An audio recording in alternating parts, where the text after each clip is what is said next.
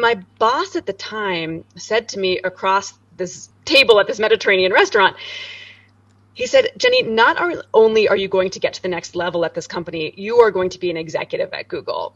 And I was like, oh my gosh, really? Really? And all it took was someone saying that sentence and believing in me to make me believe in myself. So one day that the chairperson, who was my mentor, said to me, "You're a VP now, act like it." And from then onward, I took it upon myself to really study what being a leader was. We could solve so much of the world's problems if we just made sure that the common denominator of everybody that ever got to be a manager of other people loved other people and they're not competing with them, they're not threatened by them, they want to see them do well and it doesn't diminish them. That's how at least I can work right now in this moment on being a leader. I can be myself. I can lead with vulnerability.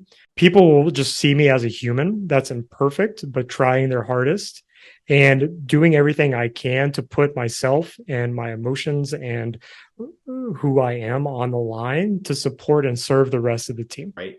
I think that's one of the reasons people step away from both leadership and public speaking is because they're afraid, right? They want to put that barrier up. They do not want that connection with the audience because they feel the vulnerability makes them weak or a target. And you can't be afraid of that. Like, it is vulnerability, but that is the ultimate connection when you speak and when you lead. If you're going to speak in an environment in a leadership role, just understand why you're speaking.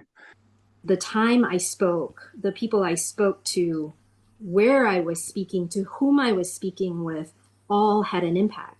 And I had to remain true to myself, right? I had to be consistent.